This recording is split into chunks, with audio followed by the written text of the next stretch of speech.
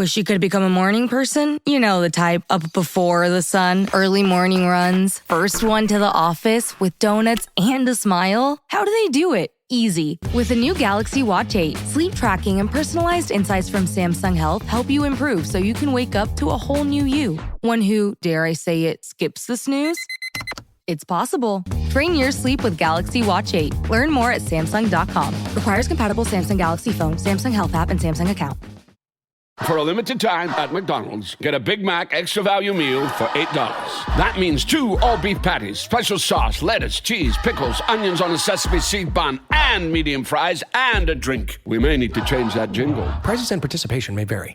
This podcast is supported by FX's English Teacher. Last year's critically acclaimed series returns to follow Evan, Gwen, and Marky as they vie for their students' divided attention. See why Cosmopolitan called its premiere season a masterclass of comedy, while Glamour raved it's the year's funniest and most heartwarming new comedy series. FX's English Teacher, all new Thursdays on FX. All episodes now streaming on Hulu. This episode is brought to you by Nespresso and Samra Origins by the Weekend Coffee Collection. Introducing Samra Origins. My collaboration with Nespresso is a connection to my roots, to my mother, Samra. Coffee that hits the right notes. It transports you. Crafted with unique notes and bold soaring flavors. Experience a taste that moves you. Nespresso and Samra Origins. Discover more at Nespresso.com. The family that vacations together stays together. At least, that was the plan. Except now, the Dastardly desk clerk is saying he can't confirm your connecting rooms. Wait, what? That's right, ma'am. You have rooms 201 and 709. No, we cannot be 5 floors away from our kids. The doors have double locks. They'll be fine. When you want connecting rooms confirmed before you arrive, it matters where you stay. Welcome to Hilton. I see your connecting rooms are already confirmed. Hilton, for the stay. Tom, favorite mushroom? Ooh, in the non-psychedelic category, I'm going to go with something that wasn't on this episode, morel mushrooms. I love the waffly texture that soaks up all of the butter and the whatever you're putting in the saute pan. I love morel mushrooms. Morel mushrooms are very nice. Enokis for me, but the truth is that if you are going to have psilocybin mushrooms, do not do them on Saturday night in Tokyo in Shinjuku. Really bad idea. Writing that down.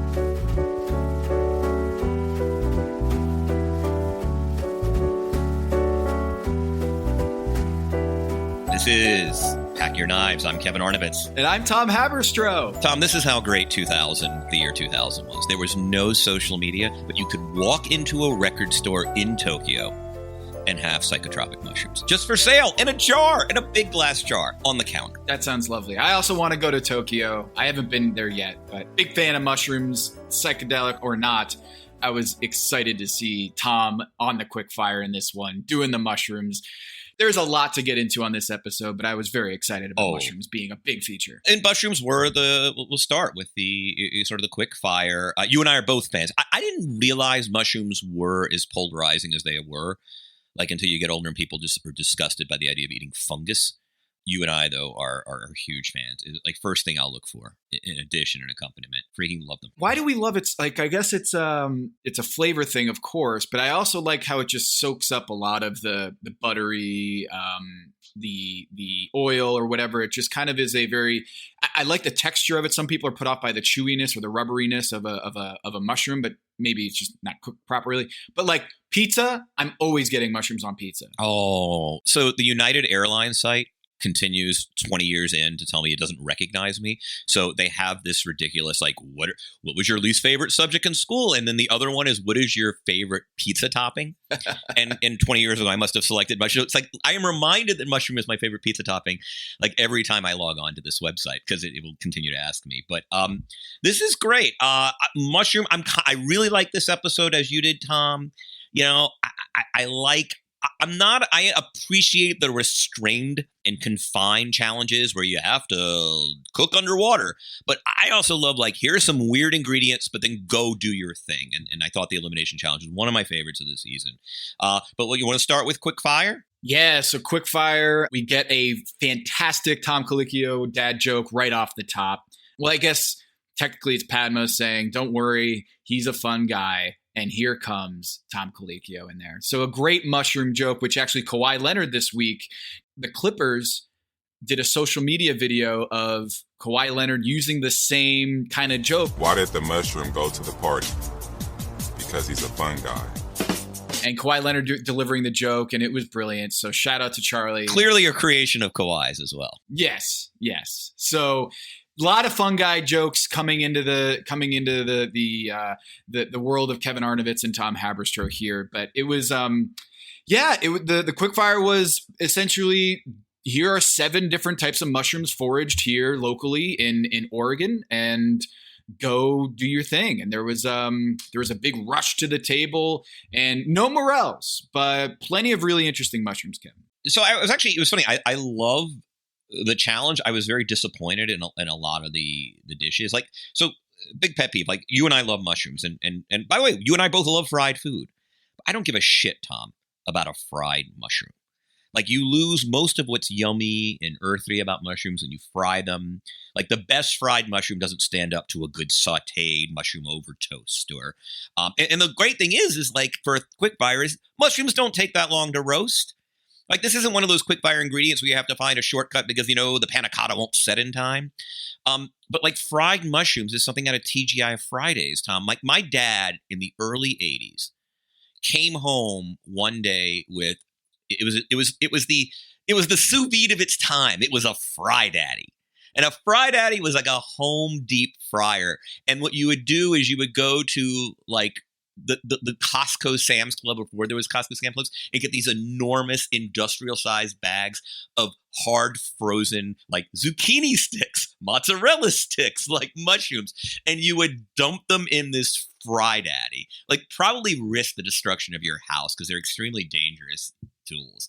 And like, my father would stink up the kitchen. And what would result was like the coolest thing ever. You could have fried mozzarella sticks for fried mushrooms in your home. And they were terrible. Like, it was the worst kind of just like industrial fried food. And that's kind of how I feel about a fried mushroom. Like, why do you want to fry a mushroom? Yeah, see, I'm a big fan of like the Shake Shack stack burger, when you get the Shake Shack beef patty, and then you get the fried mushroom on top. But I'm not going for like a fried mushroom burger, right? So like, when I saw your 2 chefs here going with kind of like I guess Sarah with a schnitzel. And Avishar. They're 4 fried. Out of 10, they're 4 fried mushrooms. I'm with you. Not a fan of that, but I did appreciate the Shack Stack burger at Shake Shack. But I did think, like, let's get some more saute out here. And Sarah with the chicken and wood schnitzel. I believe maybe I caught Kevin. Did you see some yogurt on there on that dish? I think she added some yogurt there. On her maitake schnitzel? No, I did not see. Did she have some yogurt? Something. It was almost like a ranch thing on top of it. Oh, that's right. She was doing that, like, she was using a yogurt-based dress. Yeah, so she is the yogurt queen. Yes. Gabriel put together a beautiful dish, right? Like the foie gras with the chanterelles and oysters. You get a little fig there, offsets the earthiness and the sort of the foie. That was a good. I love Dawn's dish. She did wood-fired roasted mushrooms. Yeah, tarragon mascarpone and a chili vinaigrette. By the way, Dawn is my contestant. I am rooting so hard for Dawn. She continues to put out good dish after good dish, Tom. She does. And I was a little worried about her time management here, or at least some roadblocks that were thrown her way where she couldn't get her stuff in the wood fire grill or the oven. And so I thought, oh no, we're going to have another time clock management issue here where she's just not going to get her stuff on the plate. But Dawn comes through in the clutch. The Olympian just in the competition has kind of like a muscle. She's sort of tore those muscle fibers early on, and now she's gotten stronger in the competition. I want to touch on Gabriel for a second because he was really excited about getting the mushroom quickfire here, but he did something that really bothered me, which tends to happen with Gabriel on the show. But the whole going up to Sarah and asking, "Hey, can I throw my stuff in your fryer?" And she says, "No, actually, I kind of just want this to myself for now." And he goes, "No, I kind of really need to." And then he just like tosses his food in there. Kevin, that was a dick move. Oh, I mean, it was totally inappropriate. Right? And I would want to know from a chef, because, again, I've never shared a deep fryer with another chef making another thing. Does it, like, completely contaminate your dish is my question. I mean, obviously, if Sarah was like, nah, I don't want that, please wait. And Gabriel just did it anyway. And then he wins the challenge. He wins the $10,000 while he was committing some of these crimes in the kitchen. Or maybe it's not a crime, like you said. Maybe it doesn't really impact it all that much. But I thought that was a little bit of a foul there. I mean, I think it goes back to, and going back to Dawn, on a certain level, though, sharp elbows are sharp elbows. Like, this is a cooking competition.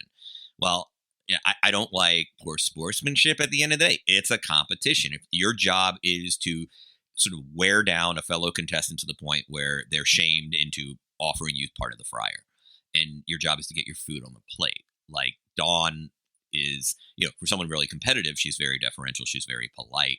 And she's not going to press the issue. And there's going to be yet another time, though, she is going to need to press the issue at some point. Chicken in the woods. Hen of the woods. Hen of the woods. Hen of the woods. So I mow my lawn from time to time. And sometime when we have like the sprinkler out, it gets some moisture from the drippage from the sprinkler.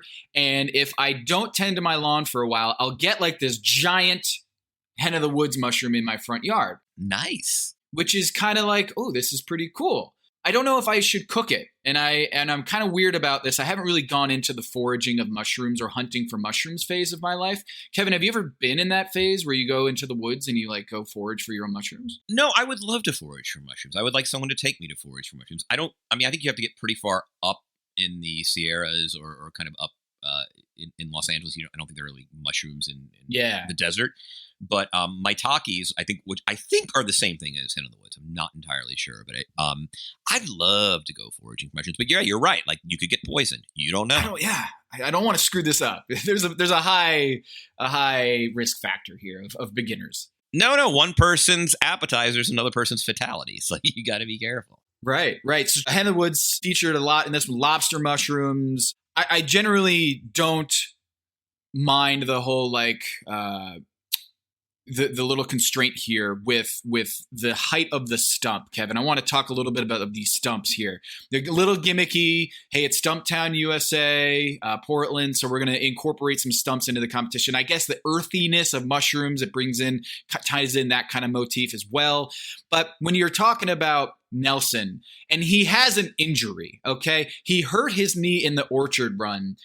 If you're Nelson, do you claim your stump first because you're dealing with an impairment in your knee, or do you go for the mushroom first? I mean, I'm putting you in Nelson's shoes. Are you claiming the stump first, or are you getting the ingredient first? I mean, I think if there's a real disparity in the size and heights of those stumps, you got to go there. If there's only a negligible disparity, just go get what you want. But yeah, I feel for him. This is the second Top Chef in a row where we've had a contestant being impaired or held back considerably by bodily injury. Like, this is a thing. He is not 100%, Tom, as in the parlance of sports. Yes, he's not playing at 100%. But at this point in the competition, Kevin, no one's 100%, right? Right. No one's 100%. He is resting on back-to-backs. That would be load management. So Nelson's in the bottom. He had an injury he was dealing with. He did the sauteed crab that got just completely swamped any sort of the oyster mushrooms in there. Then you had Chris, who was operating on his knees, cutting some of his vegetables on his knees, and so maybe this was also a physical impairment. And although I think Shota is pretty short, he's not a tall figure, so the fact that he didn't finish in the top three might actually negate my theory that this was as much of a physical challenge as it was a cooking challenge. I was happy with the three winners just because I like their dish. I like their concepts the best. They didn't go with fried. Gabe's chanterelle. By the way, I have come to really, as someone who kind of gave up red meat and have fewer options on the taco menu these days, there are a couple places in Los Angeles that do just a damn good mushroom taco. And mushroom can be meaty, right? Like, it is the texture you want in a taco. And so I'm all in on the chanterelle mushroom taco. And of course, Gabe. You notice Gabe's his little signature now is, I can make tortillas out of anything. And it's a great party trick, and it's serving him very well in this competition. The I can make tortillas it's a cool thing. So I was very happy with that. Dawn with her roasted mushrooms, the tarragon mascarpone and chili vinaigrette. She is somebody who knows how to assemble sort of flavors together. A little sweet, a little spicy. You've got the natural umami from the mushrooms. Dawn is putting out great food, and Gabriel just gives us a dish that we all love. I mean, foie with a little fig and a little chanterelles is just a perfect dish. Something I would order immediately upon sitting down and seeing that menu. Yeah, Gabriel comes through, wins the challenge, and does not get immunity, as he reminds us 17 times on this episode. Kevin, elimination challenge. This is a big one. A double elimination challenge. Gabriel comes in terrified because of the fact that even though he finally wins that quickfire, he does not get that save for the elimination challenge, and he's going to be on the chopping block potentially. And here we go with a surf and turf, Kevin. They're obscure surfs and obscure turfs, right? We're talking about game meat, so this is not like steak and lobster. This is, you got some elk, you got some rabbit, you got some venison and antelope and bison. And the fish are sort of native also to the Pacific Northwest. So you got like steelhead trout. You've got I believe that's a freshwater fish. So these are sort of fish they're indigenous to the region. They are paying homage to many of the tribes that occupy the Multnomah region, the Willamette Valley. The Chinook tribe has a huge presence in the Pacific Northwest, and these are sort of really the guardians of these indigenous items. So that's sort of the theme of the show, and I think Top Chef has always done these things very well. Like we saw it with the African diaspora. I think the show is sneaky good at being educational without being maudlin, without being sort of okay, yeah, here you're checking a box. Like I think Top Chef does this particularly well, Tom. They do, and I love the little backstory of the fishing and how they do that with the Cascade Locks and the river, the Columbia River, and how long they've been.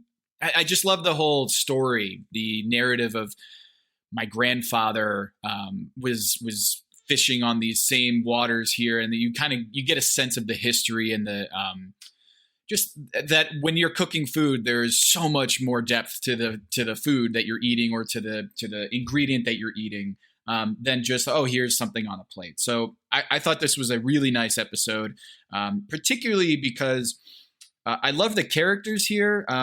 When they met the women of the tribe here, they were mixing it up with the chefs just as much as Padma and Tom were. I thought it was great.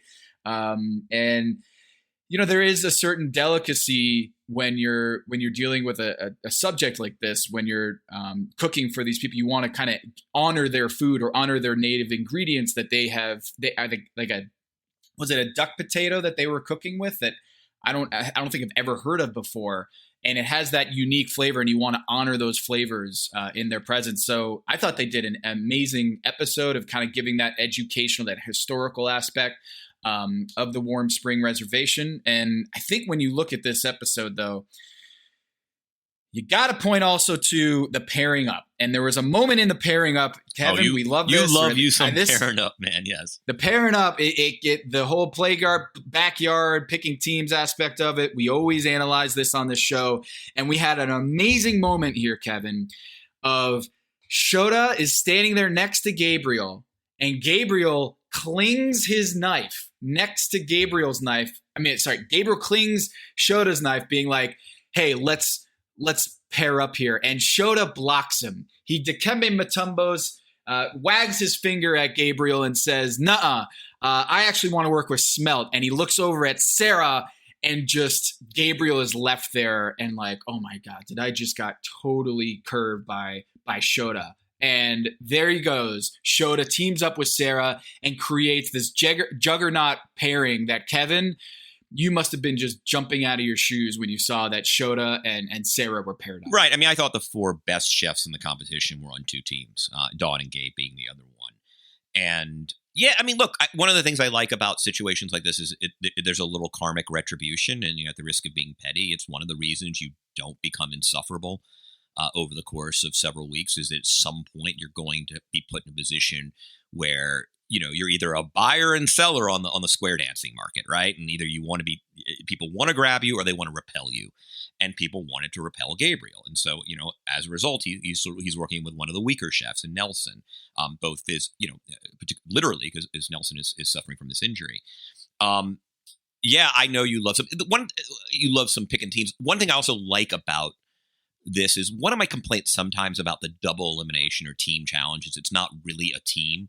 It just so happens, like the other night with a drive-through, right? Like how Abishar made his dish had little bearing on his teammates. They didn't have much influence in his dish, and to the extent that he was going to succeed or fail, it didn't inform what they were doing. What I love about this challenge is they're doing one dish, so it is truly collaborative. Even if you chose the game and the other person picked the fish, like you're going to have to work together. It is one plate, and so I like team challenges that are truly team challenges, not okay, you have this color apron on, and even though you have absolutely nothing to do, you'll never touch a component on your teammate's plate. So that was cool. The only downside I would say of this challenge is that because it was a meal, that it was intended to honor a tradition, to respect the sustenance of the earth's gifts and the guardians, who provide for it.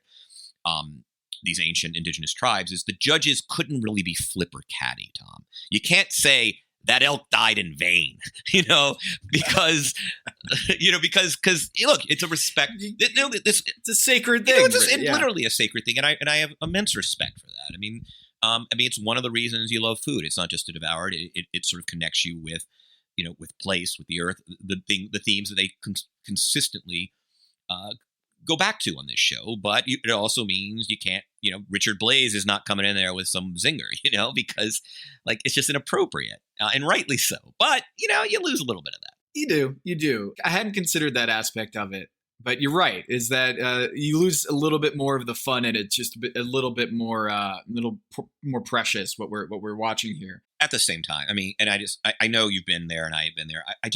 I never get tired of looking at the mouth of the Columbia River. And that might have done the mouth. The mouth is over, I think, in Astoria, on the Washington-Oregon border. But if you ever go there, it is, and the way that the clouds are low over the hills, it is just, if anyone could ever drive the highway out from Portland along the Columbia all the way to essentially the ocean side of Oregon, the coast of Oregon, it's honestly is beautiful 100 miles. As you will see, it's just unbelievable. I love those visuals, Tom. Yes, a beautiful scene, and a little bit chilly. It looked really chilly. Oh, yeah. They were covered in blankets, and that's Portland, though. Speaking of these bigger questions or the scene here, Maze puts a question in the chat. Oh, Kevin, he says, "Does Top Chef have a super team problem? What about the small market chefs?" The small market chefs. Who are the small? I mean, so Maria's from Tucson, which is a smaller market. Byron's in Aspen, which is a small market, but it's kind of one of those small destination markets. Yeah, because you got all those big city people. If Jackson Hole was in the NBA, that would be Byron. Yeah, small market. Exactly. Oakland. I mean, with Nelson, I don't know about Oakland, but no, Oakland is a big market. Even though, I mean, in baseball it's a small market, right? But in basketball it was kind of a big market, right? But this is kind of the, if you win, sorry, you're going to have advantages, right? So Shota, by virtue of winning so much and doing a good job in the competition, tough shit, he's going to be able to pick his partner a little bit better than Gabriel. He doesn't have the leverage in these sort of things. And as you said earlier, I don't cry for Gabriel here, because you reap what you sow. And so I'm cool with Shota and Sarah building super teams together, because I think, what? They fucking earned it. Yeah, and I have no problem with that. But I'm with you, and I've always appreciated your love of the social dynamics at work. Anytime, you got to go grab a partner. Let's talk about some of the dishes. I thought there was so much fun kind of culinary strategizing in this particular challenge. The Byron Maria collaboration was really interesting. They each individually, I think, had really good instincts, and it turned out Maria's was much better than Byron's on the mole, and might have gotten them in the top. But you want to go dish by dish? Why don't we start there, Tom? Why don't we start with Byron and Maria? Really interesting team. They essentially came in 3rd out of 5 in a very strong field. All these dishes were good to very good to great. Middle Maria finishing 3rd out of 5. Maria. That's what she does. They had salmon and elk. And can I just say also, much respect to Byron on many respects. I have never smoked a salmon, even though I love nothing more in this world than lox and Nova and salmon. And like, I've always been amazed at those people who can like he's working with an igloo cooler and some tubes. It's like, remember those kids in college who could make a bong out of a throw pillow? The MacGyver smoker is a very handy guy to have around, especially when it comes to reefer. Hey man, we're out of papers. All right, then get me a toilet paper roll, a corkscrew, and some tinfoil. We don't have a corkscrew. All right, then get me an avocado, an ice pick, and my snorkel. Trust me, bro, I've made bongs with less. Hurry up. Like, he's creating a hot, cold smoker out of a tailgate cooler. Like, this guy's amazing. It's why I always say I'm so amazed at these people. Like, I can't do that. Like, that's amazing. It was totally glossed over, Tom.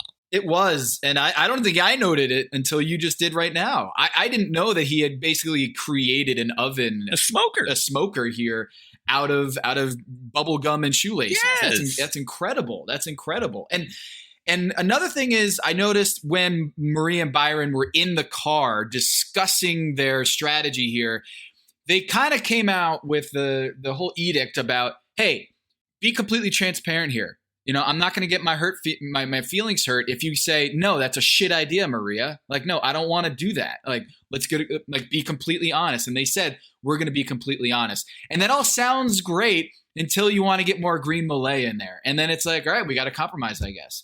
And Maria doesn't get to put as much green Malay as she wanted into the dish. And it comes back to bite them. They weren't in the top two, but I think they were good enough that they were out of that chopping block on the chopping table with the judges here. So I thought it was a good dish. And I think what's difficult about this challenge, Kevin, is there's not a lot of connective tissue between these ingredients, right? So the meat, the protein, and then or I guess you say that the game and then the fish.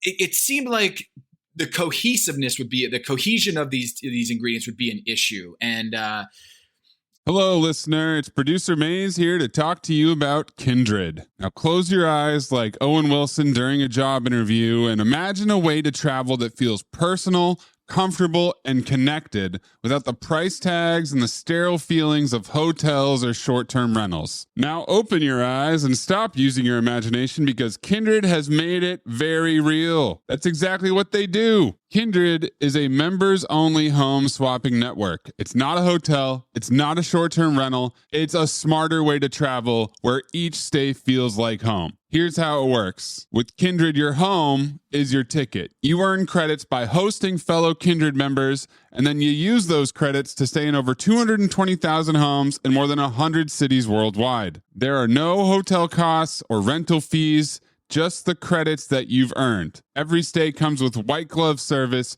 24/7 trip support, and $100,000 in host protection. Make it easier for you to travel and enjoy yourself and not worry about details. I've used Kindred and I found an amazing home for a weekend getaway in an idyllic location with amazing views and great ambiance. It had everything I needed. And the best part was, it cost me $0. So apply now at livekindred.com and use code DINGS to join for free.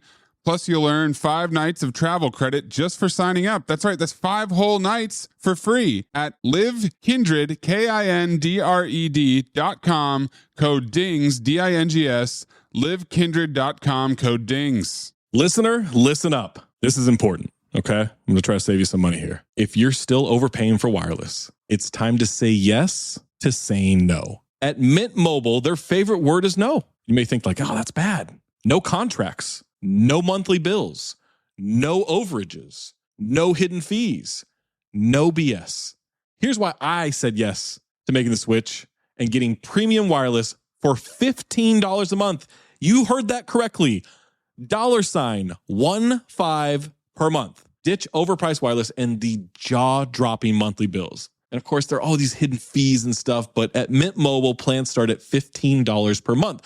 All the plans come with high-speed data, unlimited talk and text. You're not doing like weekend and nighttime minutes or anything like that. And it's delivered on the nation's largest 5G network. Use your own phone. Don't have to get a new phone. Use your own phone with any Mint Mobile plan and bring your phone number along with all of your existing contacts. I switched months ago. People have asked, did you actually switch? Yes, I actually switched months ago, and I don't know what to do with all this extra money. I've cheated the system here. I've rigged something. This is an Ocean's 11 situation where I'm stealing wireless from Mint. That's how good a deal it is. Ready to say yes to saying no? Make the switch at mintmobile.com/dings. That's DINGS. That's mintmobile.com/dings. Upfront payment of $45 required, equivalent to $15 per month. Limited time new customer offer for first 3 months only. Speeds may slow above 35 gigabytes on unlimited plan. Taxes and fees extra. See Mint Mobile for details. Hello, listener. It's Producer Maze here to talk to you about Quince and their cookware. Cooler nights mean cozy meals at home, and Quince's cookware has made fall cooking so much more enjoyable. Their pieces deliver the quality and performance of luxury brands, but at a price that makes sense. And they look gorgeous on the stovetop, too. No matter what item you need to complete your kitchen, Quince has you covered. With 5-ply stainless steel pots and pans, nonstick skillets, chef-quality knives, and even ceramic bakeware, which is perfect for cozy casseroles or Sunday roasts. And when you look at these prices, you might think, how is Quince doing this? How do they deliver high-quality items similar to high-end brands that are half the price? Well, let me tell you, they partner directly with ethical top-tier factories to cut out the middlemen and pass the savings on to you. And it's not just cookware. I got myself some bath sheets. That's right. When you're a tall man, you have to use bath sheets, not bath towels from Quince. It's like drying off with a cloud. It's incredible. Upgrade your kitchen for cozy fall meals with premium cookware from Quince. Go to quince.com/dings for free shipping on your order and 365-day returns. That's QUINCE.com/dings, DINGS, to get free shipping and 365-day returns. Quince.com/dings. This episode is brought to you by 20th Century Studios' new film, Springsteen, Deliver Me From Nowhere, starring Golden Globe winner Jeremy Allen White and Academy Award nominee Jeremy Strong. Scott Cooper, the director of the Academy Award-winning movie Crazy Heart, brings you the story of the most pivotal chapter in the life of an icon. Springsteen, Deliver Me From Nowhere. Only in theaters October 24th. Get your tickets now. I'm always looking for ways to show my cat how much I love her. And with Fancy Feast gems, I can pamper her whenever I want with a savory gravy on top of a gourmet mousse pâté. The pyramid shape makes serving simple, so all I have to do is peel and plate to make mealtime feel extra fancy. And with 2 entrees in every pack, it's easy to turn every day into the extraordinary. Fancy Feast gems.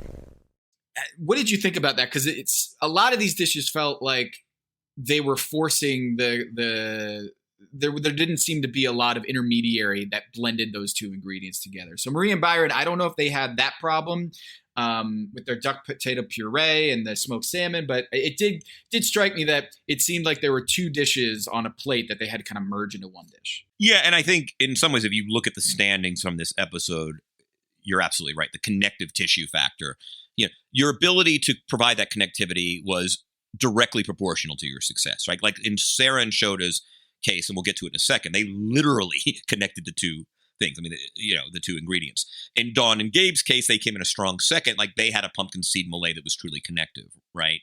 Byron and Maria had the opportunity with their mole, but Byron was a little bit reticent with it and didn't want to kind of have it out there. Chris and Avishar at least thought they were creating connective tissue with mushroom. It just didn't really connect. And then in Gabriel Nelson has 0 connective tissue. In fact, if you go 1 through 5, it wasn't even so much how the protein was cooked, though certainly in the loser's case it was. It was, to what extent were you able to connect these things? Did you at least conceive of connecting them? Did you execute the connection? And did you just kind of blow it out of the park, connect it the way Shota and Sarah did? So I think you're absolutely right. That was the decisive variable in the success or failure of these dishes. Let's go to Sarah and Shota, because you mentioned them about how they managed to merge the 2 ingredients here in such a flawless way. Before we get into the actual food, I'd love, Kevin, a Shota and Sarah show. Oh, yeah. I would love to watch that show. Just them 2. Paired up, doing whatever. It's funny, too, because there's so much revealing stuff that comes out of this. Like when Sarah said, "Hey, I like to be organized," and apparently Shota is a far more improvisational chef than I imagined, because I have these certain stereotypes about Japanese cooking and its precision and the fact that, everything. And it turns out that he's just a mad scientist, right? That he's like, Sarah's like, "No, I like to be organized," where he's just like, "Hey, let's just go." But if I can just, Tom, I know I'm often effusive and hyperbolic on this show. They're playing a different game. If you had given me 1,000 guesses at what you would do to combine smelt and rabbit, I don't think smoking the smelt and then using it as a crust for the game would have even been on the top 1,000. Like this is, you don't see this every day, Tom. This is why I'm glad Shota's back too, because I just feel like he'd been slipping into the relatively prosaic middle of the road of this competition for the last couple of weeks. I've been wholly unimpressed and disappointed. And this was like sort of a reminder. Like he came out and just bawled. Yeah. I mean, the doing a smelt 5 ways, like it's such a small thing, like a small ingredient. And yet they were able to just be so imaginative with it and do it. This isn't like, Kevin, this isn't like they had months to think about this, right? Like this is, they conceived of this dish in like half a second and then went and executed it a couple hours later is beyond me. The fact that this dish, I mean, I'm sure this dish they could put on a menu at one of their restaurants and it would be a top seller. Rabbit with the smelt, like 5 different ways. It just is bonkers that they're able to do this. Like when you watch Chopped, right? They have these 3 very disparate ingredients. Like rabbit and smelt is exactly the same thing, and yet they put together something that was just magical. So everything was on display here. The fact that they were great teammates, even though they had differing styles. Like Sarah was willing to vocalize the fact that she was getting a little annoyed by how messy he was and disorganized, and yet they overcame that personality differences in the kitchen, and they were able to just produce such a masterpiece. Yeah, I'm dying to know like how the smokes. I mean, did it operate like? Did the smoke smelt encrusting like? Was that like bonito flakes? Is that what you would have done normally? I'm dying to know. Well, Kevin, how it worked. Does he have a video up on this one? I'm sure he will, because he's been doing this all throughout the season. Oh, I know. I've been watching him. Yeah, posting on his Instagram of how he does some of these. He's just figured out the whole Top Chef game. By the way, I did the whole duck squash puree, pickled shallot, nuts dish from the second week when he did the soy braised. I ended up going back to my normal method because it was just better for me. But I have been making that plate weekly now. And remember I told Malarkey, like I'm still working on the puree. And Malarkey's note, by the way, was brilliant, which is I wasn't allowing, like once I drained the squash, I wasn't allowing it to kind of sit, let the moisture really get out of there. I was, I'm always in a hurry. So I was like throwing it right into the Cuisinart. Stupid. So Malarkey, thank you. My purees are much prettier now. They're not that French's mustard pretty though. Like I want to get there. Yeah. Well, I think if people are looking for that like next level following Top Chef, thank you for listening to this podcast, first of all. But secondly, you can follow all these chefs and Chef Shota at Chef Shota on Instagram. He does amazing little demos here on some of the dishes they did. I can't wait to see what he's going to do for this rabbit and smelt dish that just knocked it out of the park. Let's move to Gabe and Dawn. So they, like you said, the top 4 contestants on this show all team up with Gabe and Dawn, and it's bison and catfish, Kevin. Bison and catfish. I have only eaten catfish one way, just like Gabe mentioned, just a fried catfish. They're going to do a little play on kind of like the unagi catfish, where it's kind of like eel when you have sushi. So what did you think of that conception when it happened? When Gabe was explaining how he was going to do catfish, did you say to yourself, you can't do catfish that way. It's not going to work. No, I mean, one of the things I really liked about this week's challenge was it rewarded ambition. And I love what he said, which is, and by the way, we all I love fried catfish. Fried catfish is amazing. But like doing it non-fried, I mean, basically saying you're going to grill it. And, as we'll talk about later, grilling fish comes with great hazards. Interestingly enough, I make one catfish dish here, and it's not fried catfish. It's my Vietnamese catfish. But so catfish can be great non fried, but I just thought Gabe's ambition was rewarded here. Let's talk about Dawn and the bison too. When that bison was cut that thick, that tenderloin, I was terrified because like you can't, if that meat wasn't executed perfectly, if it were chewy, I mean, you know, when you have a thick cut of meat and it's not cooked well, you can't hide it. I was terrified. I was like, oh my God, it might be too rare. I mean, how do you know? She's never cooked bison. You know, pork tenderloin, you kind of know what to do. It's pretty much it's easy peasy. But bison, who knows? It's not very fatty, so it's very much less forgiving. And it's even less fatty because it's the tenderloin. Like, she nailed it. They nailed their proteins. They didn't screw around with a lot of other stuff. Let's do the pumpkin seed mole. That is our connective tissue. But like, it was ballsy both for its ambition, but also because they didn't have a lot else to go to. It's like, we're going to execute these 2 proteins and then we have the sauce and that's it. Yeah. And I wasn't surprised that they were in the top 2 here in the competition. I love Dawn's. Sometimes less is more. Mm-hmm. Like when you have a big thing of meat, sometimes you want to do your own spin and maybe cook it a certain way that's going to, feature some element of that big chunk of meat. But you know what? She cooks it perfectly. I'm someone who, like, when they order a bison burger at a restaurant, I don't really taste the difference. Like, I'm not so sure I could pick out like a bison versus like a beef burger.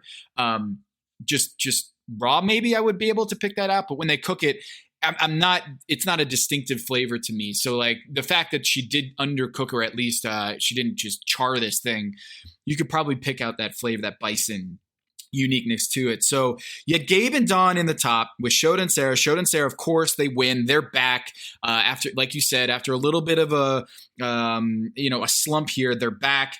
And the other thing I want to talk real quick about the top here is, Kevin, Sarah reveals that she wants to do her dream job, or her dream like bucket list thing is to do a boutique cannery. Kevin, isn't that the coolest thing? Like, I would very much love a Sarah-inspired, Sarah-led boutique cannery. One of the coolest things, if you ever go to Portugal, is in Lisbon. There is this. I mean, there's a ton of canneries. I love sardines out of a tin. The really good ones. I love all that, like, canned fish. I'm totally with her, and I'm also a design whore. So, like, you go to these canneries and they're all these beautifully colored and wrapped, this fish with this oil, this fish with this mustard, and it's just fantastic. Like canned and tinned fish are just awesome. We all grew up kind of on grocery market tuna in a can, so you always associate it with that. And like in Japan, there's great like tinned fish too. I think it's a cool thing. I will invest if she does it. I would love to. I would love to work one summer at the cannery. That would be fun and hard work. But I am all about this ambition. You heard it here first. Kevin Arnovitz is now going to be a chief investor. Well, I won't go chief investor, but he's going to be an investor on the boutique cannery from Sarah. I love it. We made that happen here on Pack Your Knives. So where do you want to go next here? Avishar and Chris, and then we'll get to Gabriel Nelson? Yeah, let's go there first. Sturgeon, that's a dinosaur, right? That's not a real. That's just a dinosaur thing. Like, sturgeons are terrifying. They are. By the way, I was much bigger than I thought a sturgeon was going to be. Like, I was shocked. Huge. So Avishar's not going to win this competition, right? But I will say this. He's a guy you want on your team because he is so good at these textural items, not even just the molecular gastronomy stuff with like the magic shell and the UFO, frozen UFO kind of thing. But that is a man who can make a croquette. And he will make a good croquette. And it will be like, he's very good at these accompaniments, these sort of 1B, where you still got it's not like a side dish. It's an essential component, but it is secondary to the main protein. And so he's very useful in these situations. I thought Chris made a tactical error. Gail Simmons said it herself. Grilling fish is one of the hardest things to do. I know in the health craze and the protein craze, we all think, oh, grilled fish. I'm going to throw some salmon on the grill. Yeah. It's got to be an incredibly fatty fish to be able to hold up. It is so easy to make bland. You need a sauce with it. Mm-hmm. But I just don't know why you go for grilling a sturgeon unless you have a plan, be it a sauce, be it some smoke, whatever it is. But I thought he created, I think, a difficult situation. By the way, it was still a very good dish. I just think that, You deliberately chose a method which makes the fish taste less interesting. Exactly. That's the thing with grilling fish. It's healthy. It's lovely. It never tastes as good as it does in other methods. Yeah, and they get knocked for that, where the fact that they didn't have enough sauce here, not enough seasoning, and it just goes right to the issue of choosing to grill that sturgeon. But look, this wasn't a bad dish. No. Like they said, Avishar and Chris had a pretty good dish like the other ones, but if there was going to be a knock on them, it was that the sturgeon and the entire dish itself needed more of the sauce that they had put on the plate, more flavor. And that's just the risk you have with a grilled sturgeon, that Chris decided to do that. What about Gabriel and Nelson? Because they said here on this episode that they were all pretty good at dishes, that someone's getting sent home for a good dish. And I think if you looked at the board, you got Shota and Sarah, you got Dawn and Gabe, you had Avishar and Chris, Maria and Byron. I'm looking at Gabriel and Nelson and saying it's going to be tough for those guys to come out, because I think Nelson and Gabriel, in terms of personalities, I don't see a strong like conviction from Nelson, but I do see it from Gabriel, and I could see that going sideways. It didn't really combust, right? It didn't fall apart. But if I was going to do a power rankings before this episode, or before we saw the actual cooking, they would be in the bottom, and they do go to the bottom for their dish, which was the antelope and steelhead trout. It's relatively simple, right? There were 10 proteins in this challenge. 8 were executed beautifully. Another one, the sturgeon, a little under seasoned, but presumably cooked fine enough, just boring. And then there was the trout. And the trout wasn't. And Gabriel framed it very well. Like at this point, they had a choice to make late in the competition when they were sort of up against it. Do you serve a trout that is well cooked but without the crispy skin, or do you say you'll take the crispy skin, but you're going to have an overcooked, possibly even hammered fish? And they chose the latter. I guess you have to. It is all about the crispy skin, especially if you're calling it crispy skin trout, steelhead trout. And that was it. I mean, that was why they went home. If they execute the trout, I'm sure Chris and Avishar are having, a very sad last chance kitchen, because they would have cooked a very good dish, as these guys did, and just gone home. But they had the weakest protein of the 10. I think I might go the opposite. I think even though you have the crispy skin in there in the naming of the dish, or at least you're presenting it that way, I would rather err on that side of making sure you cook the meat correctly, rather than focusing on the crispiness of the skin. I think that's less of an error, is having somewhat, if it's even soggy skin, you can at least say, you know what, I focused on getting the meat temperature, the meat cooked properly. And yes, I did not hit it on the mark on the crispy skin, but I just wanted to make sure that that wasn't a dry piece of meat. So they get sent home.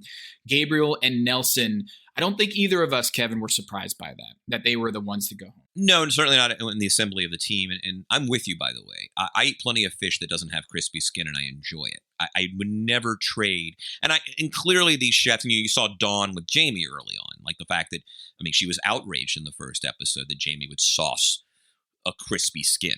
And so I know chefs tend to sort of fetishize the crispy skin, but I will happily eat, because I hate overcooked fish, Tom. I hate overcooked chicken. I hate overcooked any meat.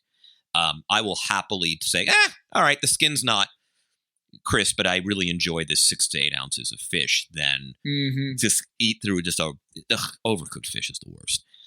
So I'm with you, but I think there's something about the crispy skin that demonstrates technique that chefs can't get away from that. Like the fact that was more important to them than actually, a mildly seared and well-seared piece of fish is interesting. We talk a lot about middle Maria and how she isn't finishing in the top. She's not finishing in the bottom. She's just, Goldilocks right in the medium, right? Medium Maria, middle Maria. But she is someone who I think is kind of like the soul of this season, where she's clearly more affected emotionally to a lot of these competitions. And she gives this like speech to Gabriel as he's leaving, and she's giving like this almost a eulogy on the show. And she says to Gabriel, "You're a perfect, lovely asshole, and I do love you." And they both were like moved to tears by that. And I just love Maria and the way that she has kind of I don't know. She just seems to be the soul of this season where I think when she isn't performing at the top or bottom, we might be kind of discrediting her a little bit. But I think that's what the beauty of this show is even if you aren't Shota and just dominating this competition with Sarah, like, I just love having Maria around. And I love that moment where Tom Colicchio comes out and says, curveball, last chance kitchen. You guys are going to go. Gabriel and Nelson are going to go right now. But Kevin, the way we're doing this season of Pack Your Knives, we are getting this show a little bit early, so we're not able to analyze the most up-to-date Last Chance Kitchen. So we have to go back and talk about Kiki versus Jamie, who are going to be fighting for a chance to get into the competition. Breaking news, the winner of the next Last Chance Kitchen after Kiki and Jamie, they're going to be facing off the loser, or I guess the winner, I should say, of that loser's bracket of Nelson and Gabriel. So this is going to be huge coming up here. And we get to see Kiki and Jamie face off in a chicken challenge. Right. And I still have never totally understood the rules. And I'm usually pretty good at this, where they draft, or they don't draft. Like, they mutually, one by one, sort of pick a part of the chicken that they are committing themselves to working with, right? And so it's a game of chicken. Yeah. I thought they were like drafting them for themselves. Right. And then I saw that they were both using the ingredients, and then, it clicked. Okay. So it first goes, Jamie goes with chicken liver, Kiki oysters, chicken skin for Jamie, and then chicken feet. Kiki goes with the chicken feet, and everyone in the crowd, the peanut gallery, goes, whoa, you did the chicken feet.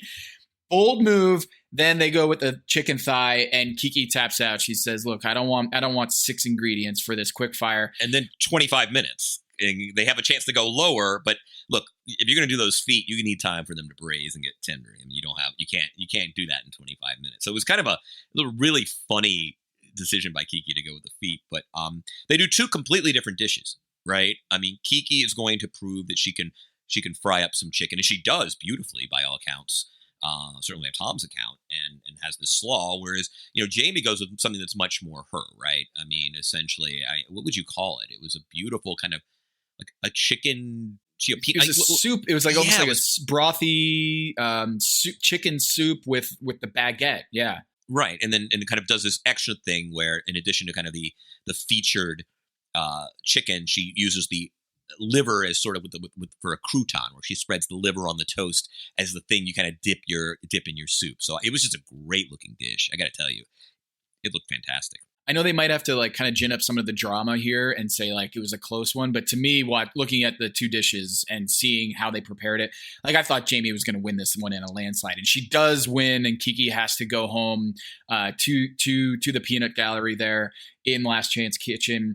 Kiki, look, the trade we made earlier in this season, it was Dawn and Kiki for Maria and Brittany. Okay, I didn't see Kiki losing this poorly after that trade. I think she might have given you -5 points or 6 points on the total net. But I tell you what, by the fact you got Dawn in that trade, that is a great trade for you. Am I right that Dawn's total points, 23 for me, but 7 for you, puts her at 30 total for the competition? Am I right that she is second only to Shota? No, she's 4th. Gabe's got 31 total, because on the scoreboard the score sheet here, we're not including the first episode. I do have a total leaderboard here. Shota has 33 points in ours, but then gets the 5 additional from the first episode, which we're not counting to our fantasy league. So Shota has 38, Sarah has 37, Gabe has 31, and Dawn has 30. That's fascinating. To get like the total points earned, irrespective of what it's done for us, including week 1. So if we're tearing this out, it's clearly Shota and Sarah's competition here. 38 and 37 for Shota and Sarah. Then you have just a little smidge down below, Gabe and Dawn at 31 and 30. And then there's the gigantic moat of a tier. It is Byron at 16. Gabriel at 16. So Gabriel, I don't know what's going to happen here in Last Chance Kitchen. Again, I don't know.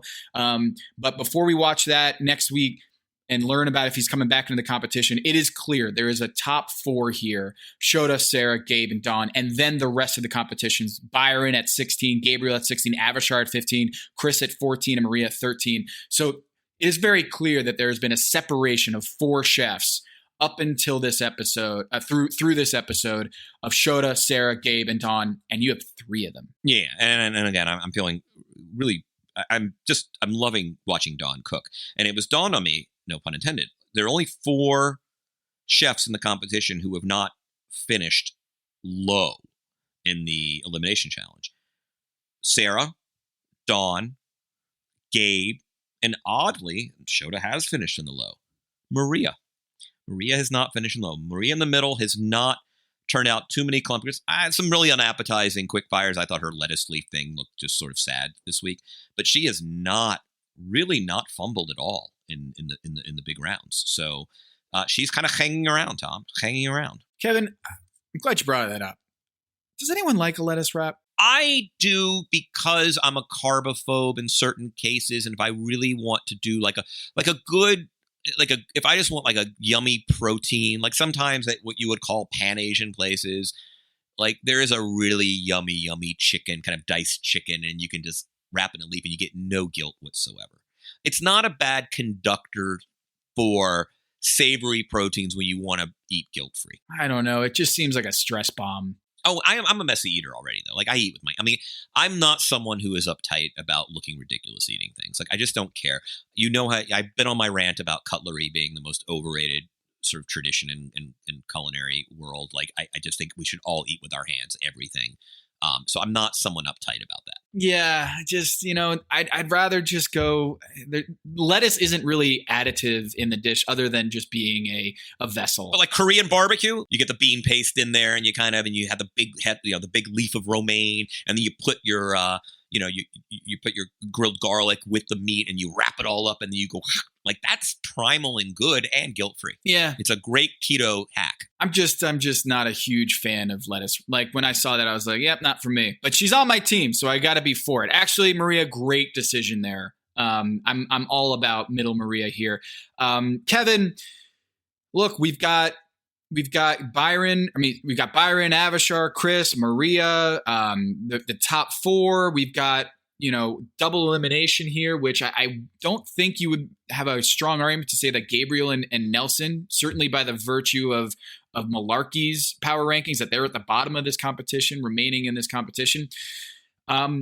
We've, just like last year in Top Chef All-Stars, I kind of feel like we've got some of the lower competitors here weeded out, and now we've just got the dream team going. So I'm really excited about what we have coming forward here with the Restaurant Wars just around the corner. Oh, can't wait for Restaurant Wars. Closing thoughts, Tom. Jamie, I really hope you win on Last Chance Kitchen again and see you back in the competition. We need some of that humor. I want to see more of your food. I'm rooting, Kevin, for Jamie to enter back into the competition over both of my contestants, Nelson and Gabriel. I'm rooting for Jamie. For Tom Havistro, this is Kevin Arnovitz, and this is Pack Your Knives.